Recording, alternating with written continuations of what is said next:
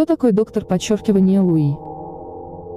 Доктор подчеркивания Луи – это хакер, его профиль был создан 26 октября 2019 года. Ему удалось взломать целый ряд режимов, которые есть в игре.